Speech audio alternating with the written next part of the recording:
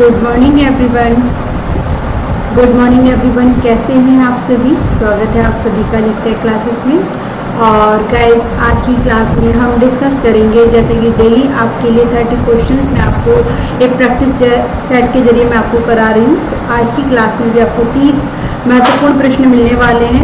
तो देखिए, CDP के क्वेश्चन है वो ऑल टेट एग्जाम्स के लिए। आप किसी भी टेट एग्जाम्स की प्रिपरेशन कर रहे हो तो वह क्वेश्चन आपके मोस्ट इम्पोर्टेंट रहेंगे। ठीक है, तो क्लास को स्टार्ट कर रही हूँ। एक बार बता दीजिएगा कि आपको वॉइस वीडियो दोनों क्लियर है। हेलो प्रीति, गुड मॉर्निंग। तो देखिए, गुड मॉर्निंग ऑल। पहला क्वेश्चन आप सभी के सामने आता हुआ क्वेश्चन किस तरीके से है, जल्दी से देखें और जवाब दें। ठीक है, तो बेस्ट ऑफ लक गाइस। पहला प्रश्न आप सभी के सामने आपकी स्क्रीन पर, जल्दी से बताइए क्या है। बाल मनोविज्ञान के आधार पर कौन सा कथन सर्वोत्तम है। तो देखिए, प्रत्येक बच्चा विशिष्ट होता है, कुछ बच्चे विशिष्ट होते हैं, सारे बच्चे एक जैसे होते हैं या फिर कुछ बच्चे एक जैसे होते हैं। तो बाल मनोविज्ञान के आधार पर आपको बताना है कि कौन सा कथन सर्वोत्तम हो है। तो राइट आंसर प्लीज कमेंट के जरिए आप मुझे बताएं। आंसर दीजिएगा। Hello Sachin, good morning.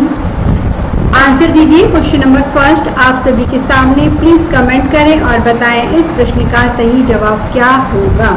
ठीक है, क्वेश्चन समझ में आ रहा होगा। कोई प्रॉब्लम हो तो आप मुझे कमेंट कर सकते हैं। ठीक है, तो ए आंसर मिला है मुझे सचिन जी की तरफ से।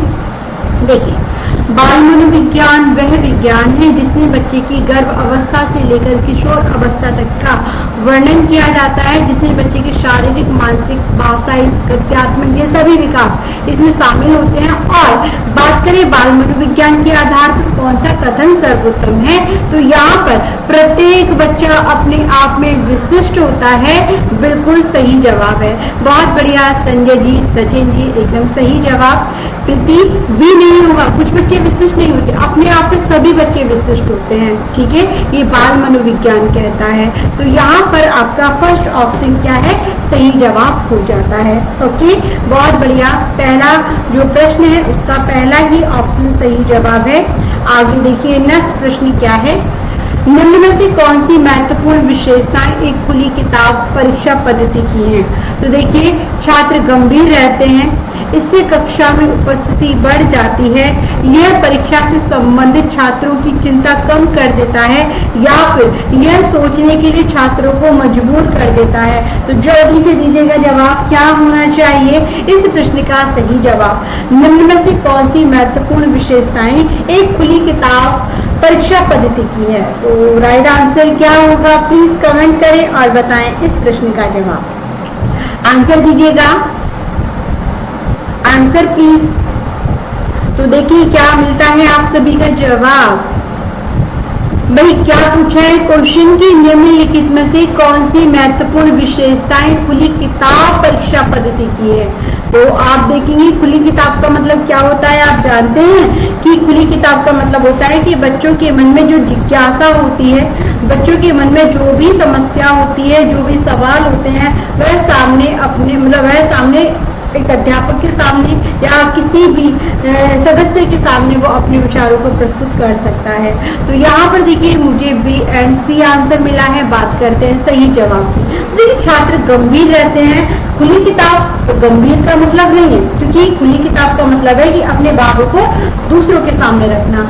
इससे कक्षा में उपस्थिति बढ़ जाती है, गलत। ये एक सटीक आंसर नहीं है। सी आंसर, यह परीक्षा से संबंधित छात्रों की चिंता कम कर देता है। बिल्कुल, क्योंकि आप जानते हैं कि जब बच्चा खुली किताब होगा तो बच्चे की तर्क शक्ति का जो होता है ना, विकास होता है। बच्चा खुलकर अपने विचारों को रखता है। तो जो परीक्षा से संबंधित उसके माइंड में चिंता होती है, कैसे होगा, क्या होगा, मेरा परिणाम कैसी होगी परीक्षा, ऐसी चिंताएं कम होने लग जाती हैं। तो आपका सी ऑप्शन बिल्कुल करेक्ट है। बहुत बढ़िया अपूर्वा, बहुत बढ़िया सचिन, आप दोनों ने बहुत अच्छे से जवाब दिया है।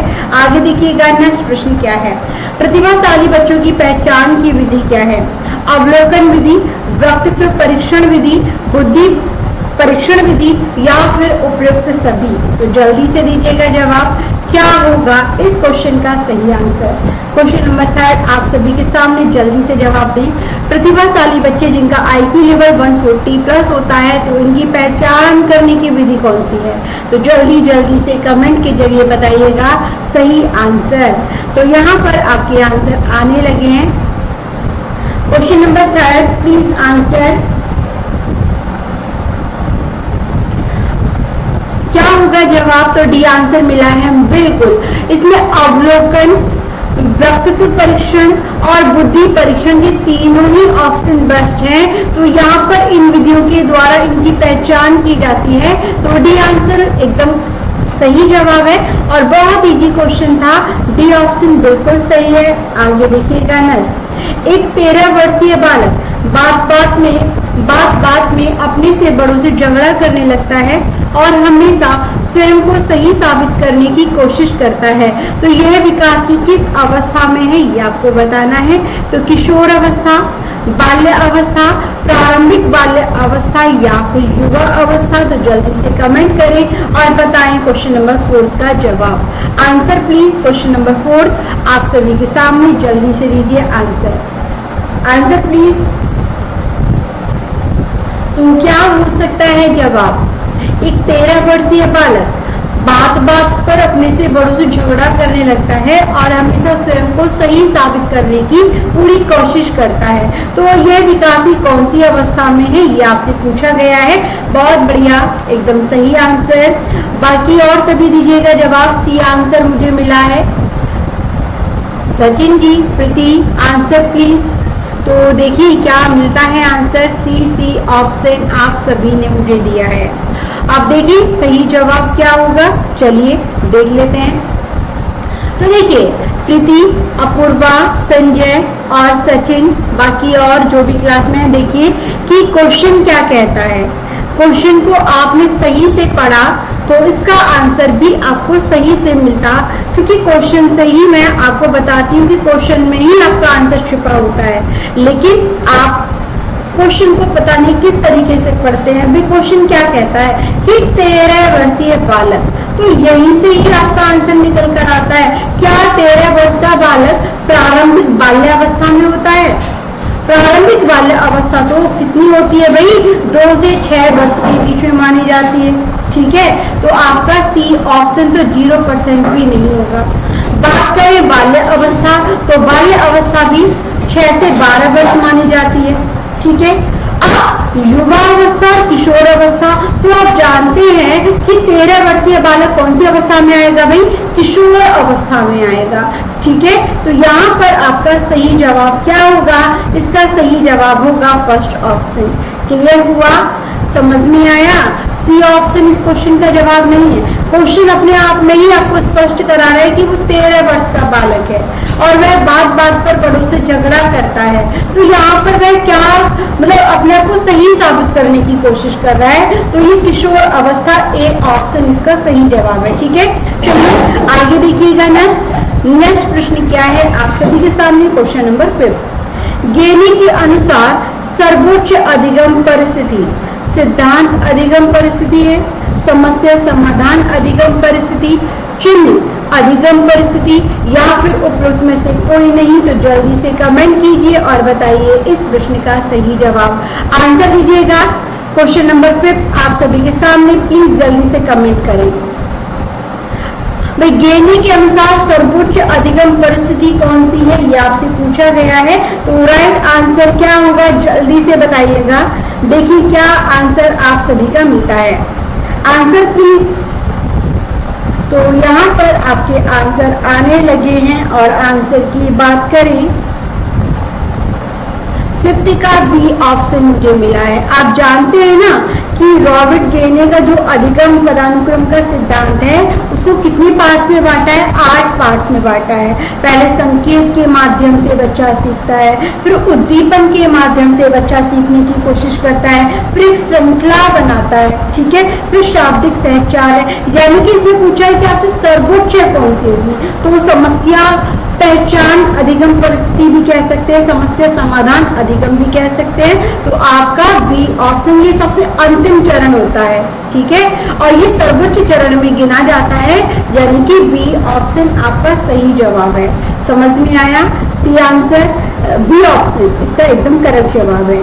क्लियर? आगे देखिए नेक्स्ट। तो नेक्स्ट नंबर 6 आप सभी के सामने, बुद्धि लब्धि मापने के जन्मदाता कौन है? आंसर प्लीज जल्दी जल्दी से दीजिएगा। देखिए किन किन के आंसर मुझे सबसे सही जवाब के तौर पर मिलते हैं। Answer please.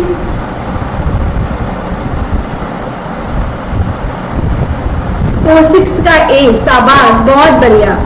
अजीत, प्रीति, एक बार मुझे बताइए, देखिए नेट में दिक्कत कर रहा है। आंसर प्लीज फर्स्ट ऑप्शन मुझे मिला है, बहुत बढ़िया।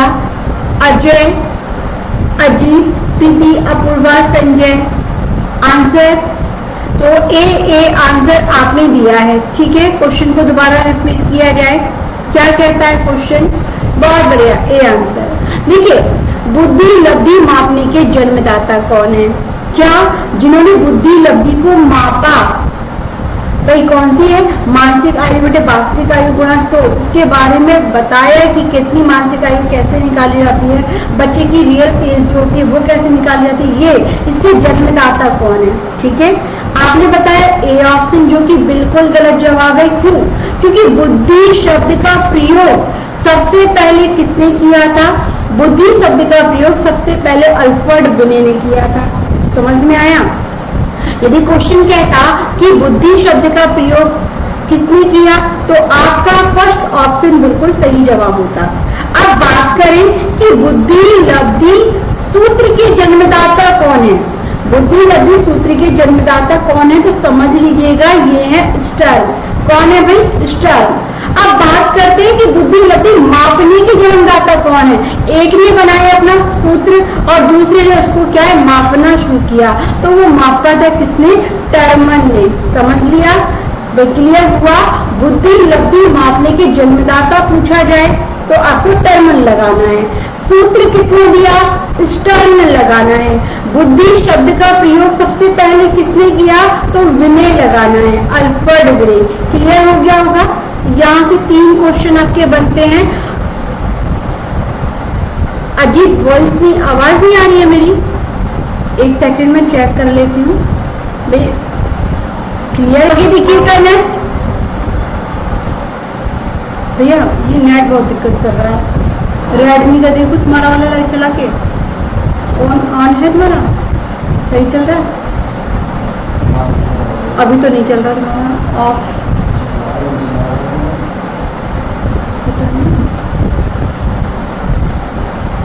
एक बार बता दीजिए प्रीति, मेरी वॉइस आ रही है ना? तो क्वेश्चन नंबर 6 आपका देखिए, इसका सही जवाब सी ऑप्शन है। आगे देखिएगा नेक्स्ट। एक सेकंड में, एक सेकंड।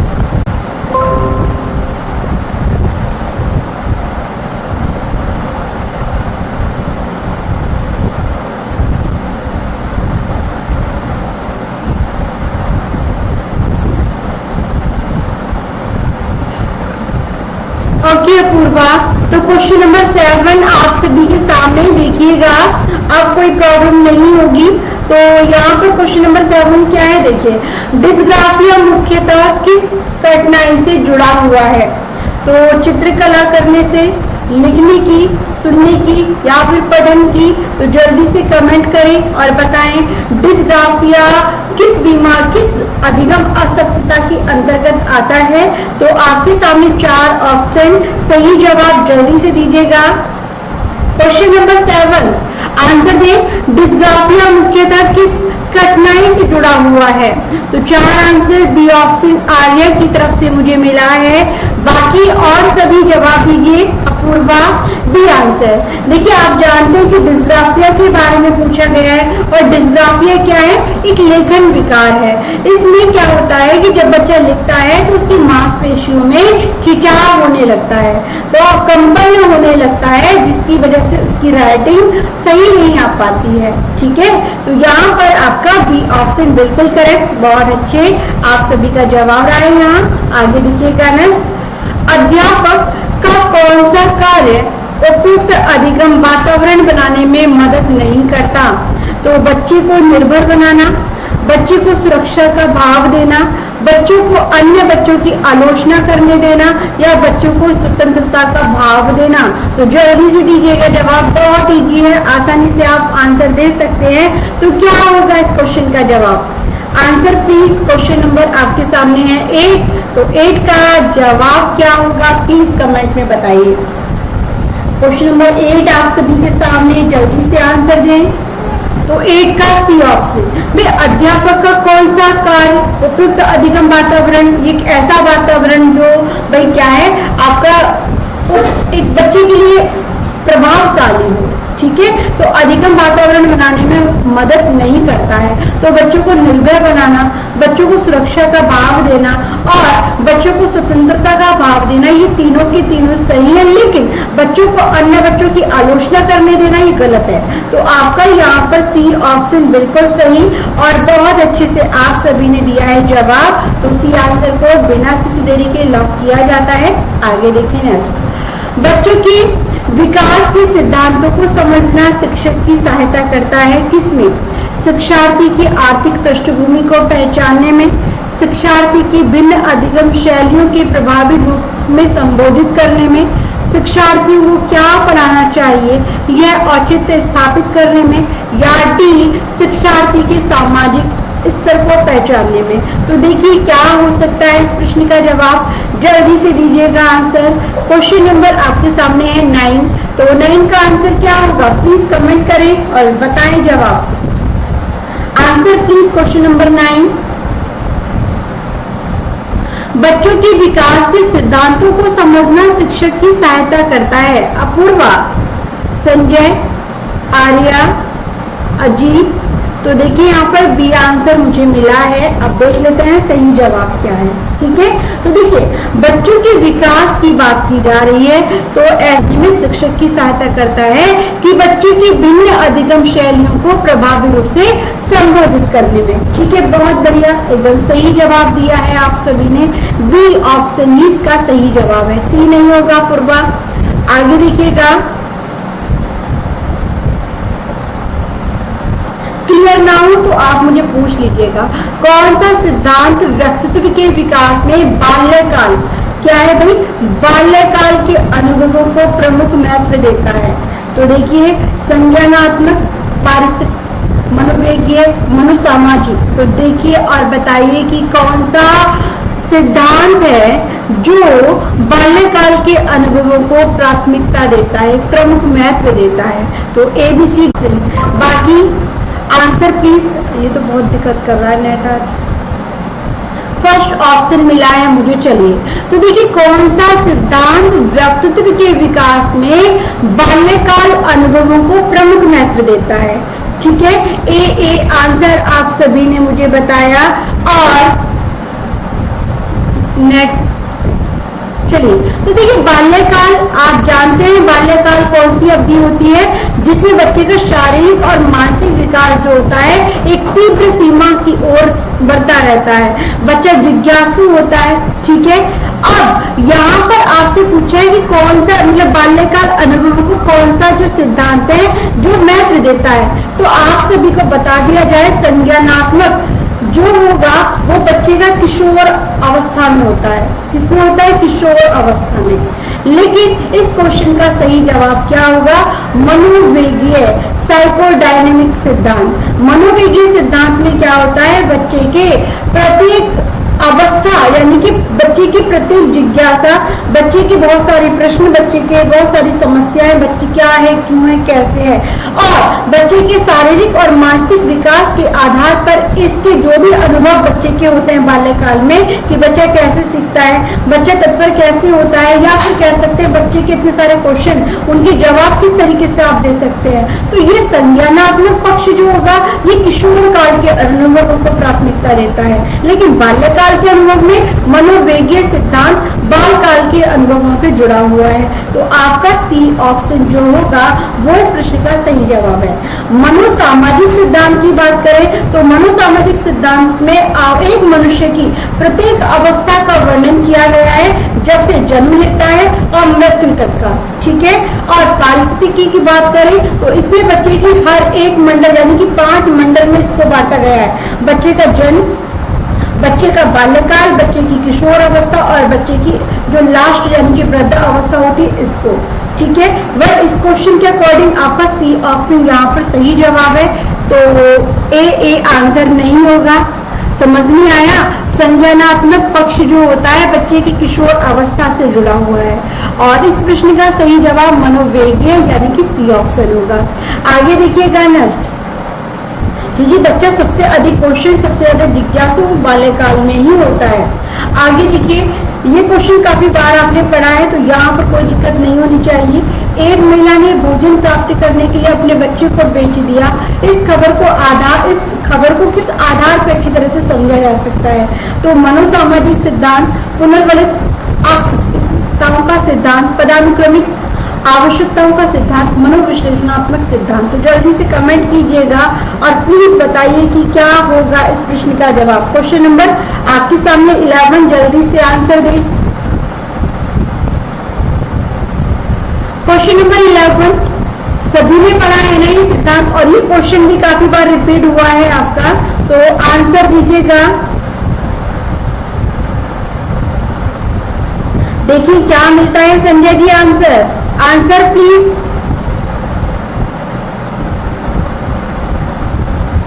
तो बी आंसर मुझे मिला है।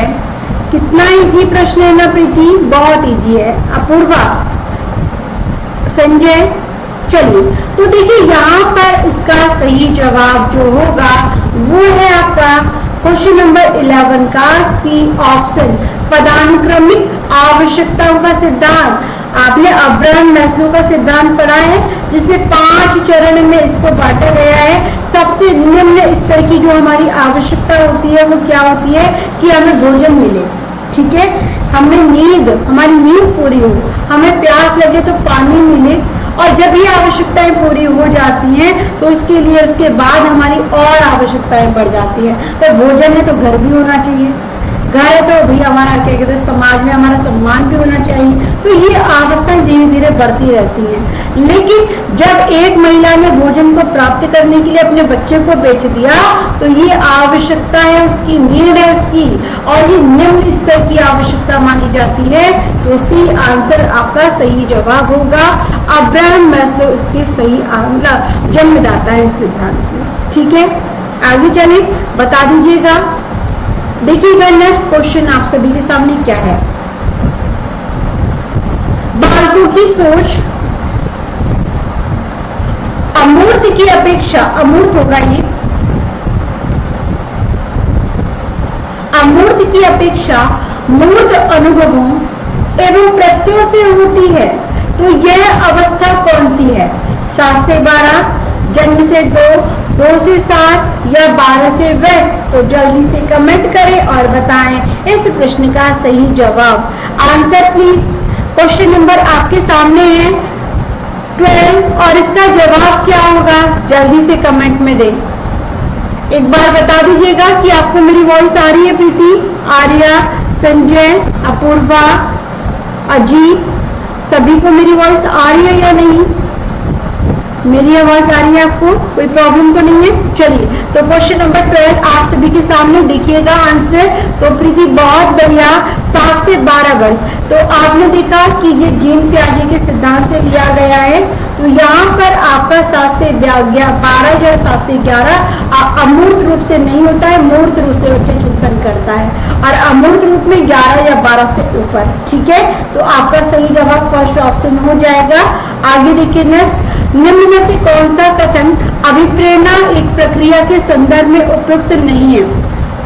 यह मनोवैज्ञानिक आकांक्षा को प्राप्त करने में सहायता करता है, यह व्यक्ति को लक्ष्य की ओर ले जाता है, यह व्यक्ति की शारीरिक आवश्यकताओं की संतुष्टि करता है, यह व्यक्ति की अप्रिय स्थिति को दूर रखता है। तो जल्दी से दीजिएगा जवाब क्या होगा इस क्वेश्चन का जवाब। देखिए, अभिप्रेरणा एक प्रक्रिया के संदर्भ में उपयुक्त नहीं है, नहीं पूछा है, तो यह मनोवैज्ञानिक आकांक्षा को प्राप्त करने में सहायता करता है, बिल्कुल करता है, बच्चा प्रेरित होता है। ठीक है, यह लक्ष्य की ओर ले जाता है, बिल्कुल ले जाता है, यह व्यक्ति की शारीरिक आवश्यकताओं की संतुष्टि करता है, यस करता है, लेकिन यह व्यक्ति को अप्रिय स्थिति से दूर रखता है, यह एक उपयुक्त कथन नहीं है। तो आपका यहाँ पे डी ऑप्शन क्या है, सही जवाब बनता है। ठीक है, तो डी आंसर बिल्कुल करेक्ट है। आगे देखिएगा नेक्स्ट, निम्न में से कौन सा कथन बहुग्रेड शिक्षण प्रणाली के साथ सहमति नहीं रखता है? तो देखिए, बैठने की लचीली व्यवस्था, एक अध्यापक एक समय में एक से अधिक कक्षाओं का प्रबंधन करता है, सी विभिन्न कक्षाओं में एक ही कक्षा में अंतःक्रिया, या डी विद्यार्थियों का आयु व योग्यता के आधार पर समान होना। तो जल्दी से दीजिएगा क्या हो सकता है इस प्रश्न का आंसर। क्वेश्चन नंबर आप सभी के सामने है 14 और इसका जवाब बहुग्रेड शिक्षण प्रणाली के साथ सहमति नहीं रखता है। तो आप जानते हैं क्या हुई, जल्दी से दीजिएगा आंसर। भाई, जो बहुग्रेड शिक्षण प्रणाली है वो आयु व योग्यता के आधार पर समान होना ये सहमत नहीं रखता है। ठीक है, यानी कि जरूरी नहीं कि आयु और योग्यता बच्चे की समान हो, वो भिन्न भिन्न पाई जाती हैं। तो आपका सही जवाब क्या होना चाहिए, डी ऑप्शन। यदि क्लियर ना हो ना, समझ में ना आए, तो आप प्लीज मुझे पूछिएगा जरूर। एक क्लियर हो रहा है ना? क्वेश्चन नंबर 14 का डी ऑप्शन होगा जो सही जवाब। और यदि आपको लगे कि क्वेश्चन का ऑप्शन क्लियर नहीं है तो प्लीज कमेंट करके पूछिएगा। ठीक है, आगे देखिए नेक्स्ट, किस मनोवैज्ञानिक के अनुसार विकास एक सतत और धीमी प्रक्रिया है? स्किनर, कॉल्सनिक, पियाजे या हरलॉक? तो जल्दी से कमेंट करें और बताएं इस प्रश्न का सही जवाब। भाई, किसने कहा है कि विकास जो होता है वो लगातार चलता है, किंतु एक धीमी प्रक्रिया है, धीरे धीरे धीरे धीरे होता है। तो मैं आपको बता दूं कि इस जो ऑप्शन सही है, पहले तो आप मुझे बताएं, फिर मैं आपको बताती हूँ। क्वेश्चन नंबर 15 का क्या होगा जवाब, आंसर दें भाई, क्या होगा इसका आंसर।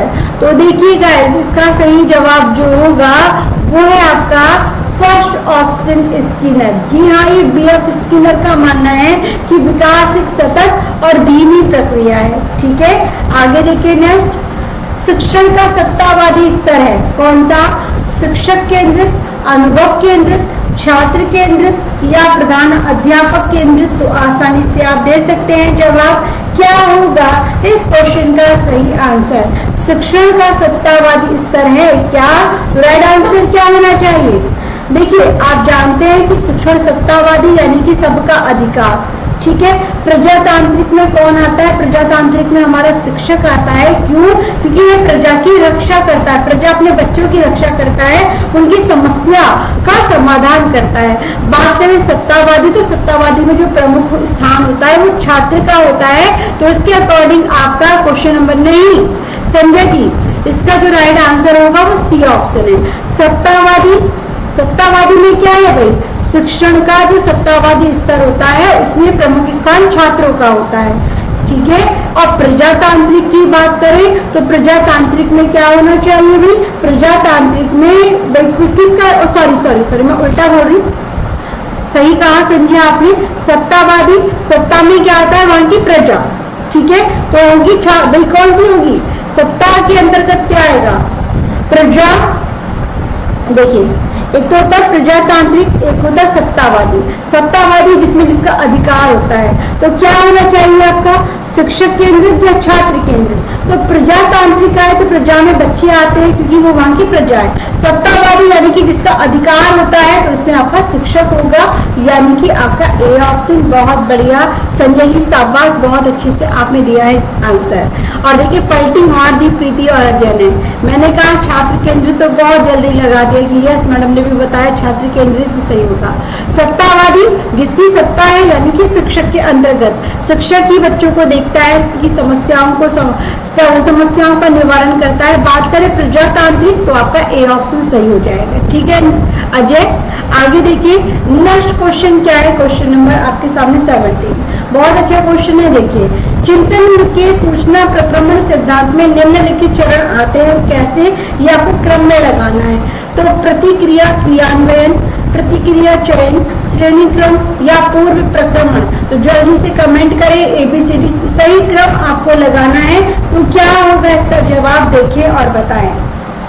तो पढ़ा है आपने सूचना प्रक्रमण का सिद्धांत। यदि आपको सूचना प्रक्रमण का सिद्धांत याद है और आपने पढ़ा है तो आप आसानी से दे सकते हैं जवाब। तो देखिए आप सभी को बता दें कि सबसे पहले होता है इसमें पूर्व प्रक्रमण। ठीक है, ओके। अब दूसरे नंबर पे क्या आएगा, दूसरे नंबर पे जब हम पूर्व जो हमें ज्ञान अपूर्व अनुभवों के आधार पे हम कोई खोज करते हैं, पूर्व प्रक्रमण। ठीक है, फिर उसे क्या है श्रेणी क्रम में लगाते हैं। तो आप श्रेणीकरण भी कह सकते हैं। तीसरा पॉइंट होगा क्या कि प्रतिक्रिया चयन, उसमें फिर आपकी क्या प्रतिक्रिया होती है। और लास्ट है आपका प्रतिक्रिया क्रियान्वयन। तो यहाँ पर आपका जो देख लेते हैं भी किसमें होगा, देखिए ग आ रहा है यहाँ पर। हाँ, डी ऑप्शन इस क्वेश्चन का सही जवाब है। पूर्व प्रक्रमण, श्रेणीकरण, प्रतिक्रिया चयन और प्रतिक्रिया क्रियान्वयन। ठीक है, क्वेश्चन नंबर 17 का सही आंसर डी ऑप्शन एकदम करेक्ट है। और बाकी मैं आप सभी का भी जवाब बहुत अच्छे, आर्या, अजय, संजय जी। चलिए आगे देखिएगा नेक्स्ट, प्रासंगिक अंतर्बोध परीक्षण TAT व्यक्तित्व को मापने की एक कैसी तकनीक है ये आपको बताना है। तो वस्तुनिष्ठ, आत्मनिष्ठ, प्रक्षेपीय या फिर प्रयोगात्मक। तो जल्दी से बताइएगा, वस्तुनिष्ठ, आत्मनिष्ठ, प्रक्षेपीय या फिर प्रयोगात्मक। तो क्या होगा इस क्वेश्चन का जवाब, जल्दी से बताएं भाई। क्वेश्चन नंबर आपके सामने है 18। तो क्या होगा आंसर प्लीज बताएं। और आप सभी को बता दें कि प्रासंगिक अंतर्बोध परीक्षण किसके द्वारा है, मार्गन मुरे के द्वारा है। मार्गन और मुरे ने यह परीक्षण किया था। और यह कौन किसको मापने की अच्छी तकनीक मानी जाती है, जल्दी से मुझे बताएं आंसर प्लीज। तो यहाँ पर ए ऑप्शन वस्तुनिष्ठ। देखिए यह 14 वर्ष से अधिक आयु वाले बच्चों के लिए होती है। ठीक है, और यह एक प्रक्षेपीय विधि तकनीक मानी जाती है। क्वेश्चन नंबर 18 का जो सही जवाब होगा अजय, बहुत बढ़िया, इस प्रश्न का सही आंसर सी ऑप्शन है। ठीक है, आगे देखिए नेक्स्ट क्वेश्चन क्या है कि प्याजे के सिद्धांत के अनुसार निम्नलिखित से कौन सा व्यक्ति के संज्ञानात्मक विकास को प्रभावित नहीं करेगा। तो भाषा, क्रियाकलाप, सामाजिक अनुभव, परिपक्व। तो जल्दी से कमेंट कीजिए क्योंकि ये क्वेश्चन भी आपका काफी बार आया हुआ है। बहुत बढ़िया, मार्गन मोरे इन दोनों ने ही किया है। आर्या एकदम सही जवाब। क्वेश्चन नंबर 19 आप सभी के सामने, जल्दी से कमेंट करें और बताएं आंसर। तो देखिए क्या आंसर आप सभी का मिलता है भाई, आंसर प्लीज। क्या है क्वेश्चन नंबर 19 का जवाब, जल्दी से कमेंट करके दीजिए। तो यहाँ पर सी आंसर मुझे मिला है संजय जी की तरफ से। बाकी और सभी प्याजे के सिद्धांत के अनुसार निम्नलिखित में से कौन सा व्यक्ति के संज्ञानात्मक विकास को प्रभावित नहीं करेगा। भाषा, क्रियाकलाप, सामाजिक अनुभव, परिपक्व। तो यहाँ पर सी आंसर मुझे मिला है। अब देख लेते हैं सही जवाब क्या है। ठीक है, चलिए तो राइट आंसर,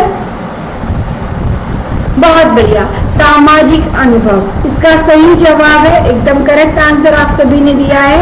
आगे देखिएगा नेक्स्ट, क्योंकि सामाजिक अनुभव के बारे में वाइगोत्स्की ने अपने मत दिए हैं, ठीक है। तो आगे देखिएगा नेक्स्ट क्वेश्चन आप सभी के सामने, क्वेश्चन नंबर 20। भावनाओं की अभिव्यक्ति को नियंत्रण करना बच्चा किस आयु में सीखता है? किशोर अवस्था, जन्म से 2 वर्ष, पश्च बाल्यावस्था या प्रारंभिक बाल्यावस्था? तो जल्दी से कमेंट करें और बताएं कि क्या होगा इस प्रश्न का सही जवाब।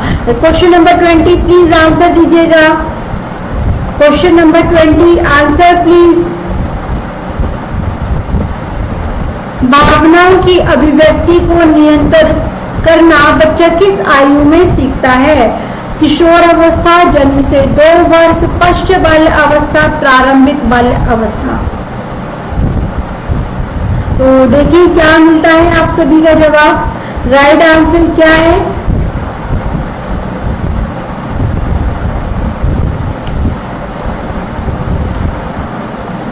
ट्वेंटी का फर्स्ट, 20 का सी आंसर भी मुझे मिला है, पश्च बाल्य अवस्था। और यहाँ C answer, A answer, C answer. देखिए आप जानते हैं कि जन्म से 2 वर्ष का बच्चा बहुत छोटा होता है, वो अपने अनुभवों को, अपनी बातों को न कंट्रोल कर सकता है ना सही से व्यक्त कर सकता है, ठीक है। अब आगे करें कि भावनाओं की अभिव्यक्ति को नियंत्रित करना किस आयु में बच्चा सीखता है? तो यहाँ पर सीखने की बात की जा रही है, ठीक है, ये नहीं कि सीख चुका है। तो आपका किशोर अवस्था ना होकर पश्च अवस्था यानी कि 6 से 12 के बीच में आते आते बच्चा सीखता है, ठीक है, अपनी भावनाओं को कैसे अभिव्यक्त करना है, कैसे नियंत्रित करना है, कहाँ बोलना है, कहाँ नहीं बोलना है। तो आपका राइट आंसर जो होगा वो है आपका सी ऑप्शन, ठीक है। किशोर अवस्था नहीं होगा क्योंकि चरम अवस्था होती है, ओके, यहाँ पर सीखता नहीं है, सीख चुका होता है। तो आगे देखिएगा नेक्स्ट, शिक्षा का अधिकार अधिनियम 2009 में निर्दिष्ट किया गया है कि कक्षा 1 से 5 तक यदि प्रवेश दिए गए विद्यार्थियों की संख्या 200 से अधिक है तो विद्यार्थी अध्यापक आवश्यक अनुपात कितना होगा? तो ये क्वेश्चन काफी बार आपने पढ़ा है, तो जल्दी से बिना किसी देरी के आंसर मिलना चाहिए। 45, 40, 50 या 30? तो प्लीज कमेंट करें और बताएं जवाब। शिक्षा का अधिकार अधिनियम 2009 में निर्दिष्ट किया गया है कि कक्षा 1 से कक्षा 5 तक यदि प्रवेश दिए गए विद्यार्थियों की संख्या 200 से अधिक है तो विद्यार्थी अध्यापक आवश्यक अनुपात होगा 45, 40, 50, 30। तो यहाँ पर मुझे बी ऑप्शन मिला है। अब देखिए कि बी आंसर, ए आंसर, भाई अलग अलग आंसर मुझे मिल रहे हैं क्वेश्चन नंबर 21 के। तो राइट आंसर क्या होना चाहिए? 40 या 45? जल्दी से दीजिएगा जवाब। देखिए क्या मिलता है आप सभी का आंसर, भाई बताइएगा।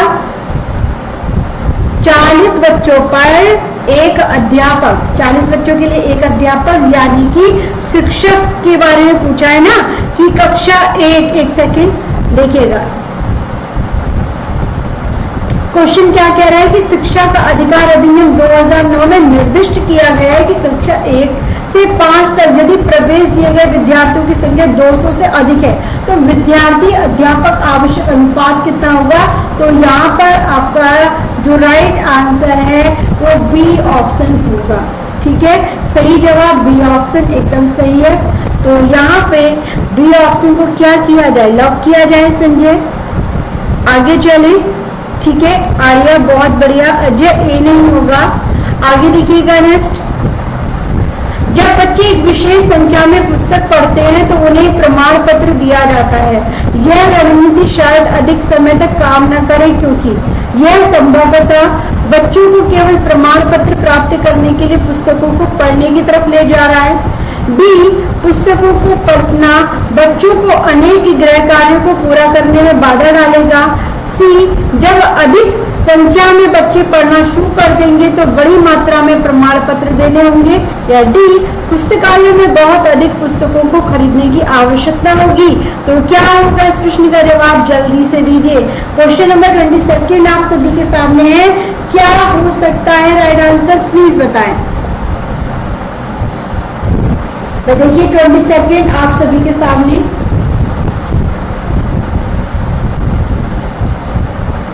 प्रमाण पत्र देना आंतरिक पुनर्बलन है या बाह्य, तो आप बोलेंगे बाह्य क्या है, पुनर्बलन माना जाएगा। तो यहाँ पर आपका बिल्कुल भाई ये जो बाहरी रूप से प्रभावित करेगा वो आंतरिक रूप से संतुष्ट नहीं करेगा। तो यह संभवतः बच्चों को केवल प्रमाण पत्र प्राप्त करने के लिए पुस्तकों को पढ़ने की ओर ले जा रहा है, ये बिल्कुल सही है। ठीक है, बहुत बढ़िया, बहुत अच्छे से आपने आंसर दिया है। आगे देखिएगा नेक्स्ट प्रश्न क्या है कि अध्ययन की दृष्टि से व्यक्तिगत विभिन्नताओं का महत्व क्या।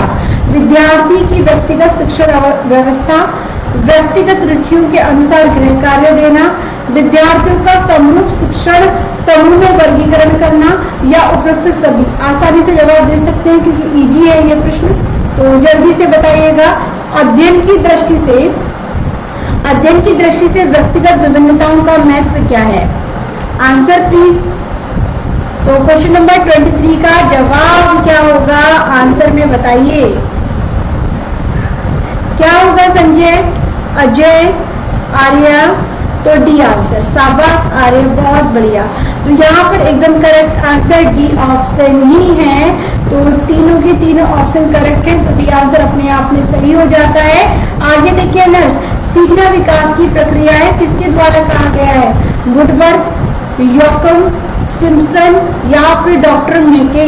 तो जल्दी से दीजिएगा जवाब, क्या होना चाहिए इस प्रश्न का सही आंसर। भाई सीखना विकास की प्रक्रिया है, यह कथन किसके द्वारा दिया गया है, तो ABCD क्या होगा जवाब, जल्दी से बताएं। तो आप सभी जानते हैं कि ये जो डेफिनेशन है ये किसकी है भाई, डॉक्टर मेके की नहीं है, सिम्पसन की नहीं है, योकम की भी नहीं है। तो यहाँ पे राइट आंसर जो होगा वो क्या है, आपका फर्स्ट ऑप्शन इस क्वेश्चन का सही जवाब। ठीक है, आगे देखिएगा नेक्स्ट, शैक्षिक विकास के मूल्यांकन का अर्थ क्या है, छात्र की प्रगति का आकलन, कार्य निष्पादन का मूल्यांकन, या फिर ज्ञान क्षमता का मूल्यांकन। तो जल्दी से बता दीजिए इस प्रश्न का भी जवाब क्या होना चाहिए। शैक्षिक विकास में मूल्यांकन का अर्थ क्या है, शैक्षिक विकास की बात करें और मूल्यांकन के अर्थ की, तो आप जानते हैं कि ऐसी स्थिति मानी गई है यहाँ बालक भी क्या करते हैं, ज्ञान अर्जित करने आते हैं, अपने कौशल को भाई कौशल में परिवर्तन करना चाहते हैं, अपने कौशल को सक्षम बनाना चाहते हैं। तो इसके अकॉर्डिंग आपका सही जवाब क्या होना चाहिए। क्वेश्चन नंबर 25 का सही जवाब होगा क्या, राइट आंसर प्लीज बताएं। भाई कार्य प्रक्रिया पर बल देती है, यानी कि आपका जो सही जवाब है वो क्या है भाई, क्वेश्चन नंबर 25 का डी ऑप्शन, ज्ञान क्षमता का मूल्यांकन करती है। बच्चे ने कितना सीखा, कितनी कमी आई, कितना सुधार की आवश्यकता है, कितना सुधार किया जा चुका है, तो आपका डी ऑप्शन यहाँ पर सही जवाब होता है। ठीक है, बता दीजिएगा कोई भी दिक्कत आए। तो क्वेश्चन नंबर 26, निम्न में से कौन सा क्वेश्चन संवेगात्मक बुद्धि से संबंधित है। संवेगात्मक बुद्धि, तो विचार करना, गतिक प्रक्रमण, सहानुभूति देना या फिर याद करना। तो जल्दी से बताएं क्या होगा, सहानुभूति, सी ऑप्शन। ठीक है, तो जल्दी से बताएं क्वेश्चन नंबर 26 का क्या होना चाहिए आंसर, प्लीज बताएं।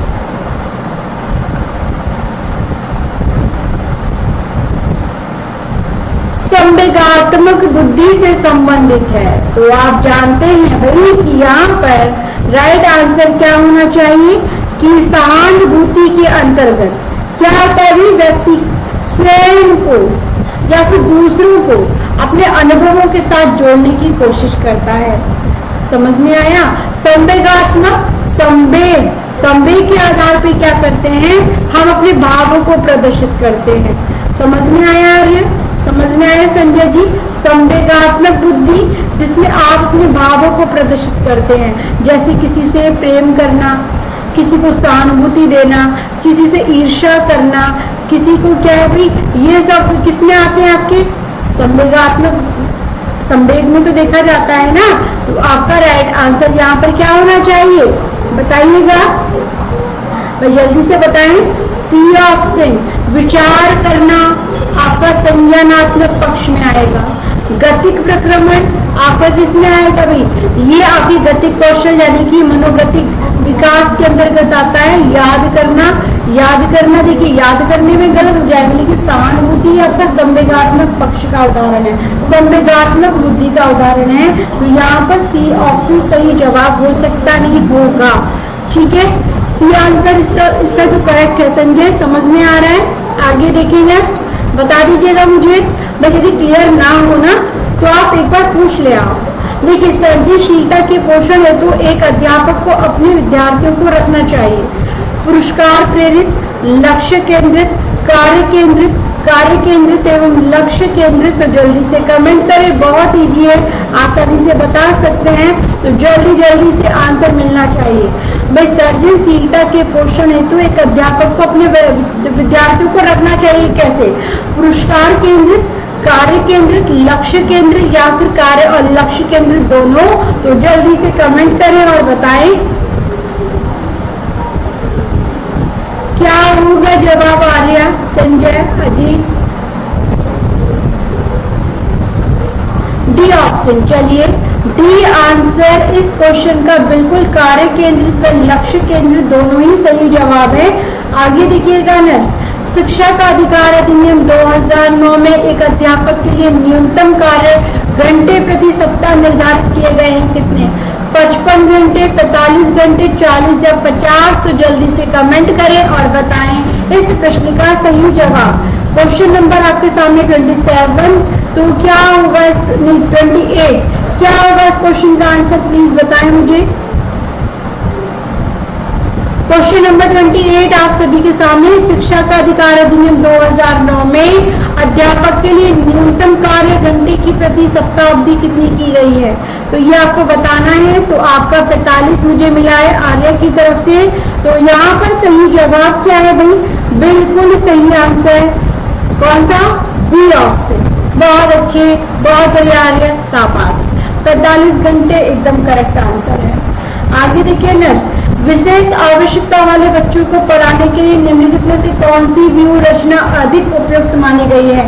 अध्यापन के लिए योग्यता आधारित समूहीकरण, अधिकतम बच्चों को सम्मिलित करते हुए कक्षा में चर्चा करना, सहकारी अधिगम तथा सहपाठियों द्वारा अनुवीक्षण, या फिर डी विद्यार्थियों को सम्मिलित करते हुए अध्यापक द्वारा निर्देशन।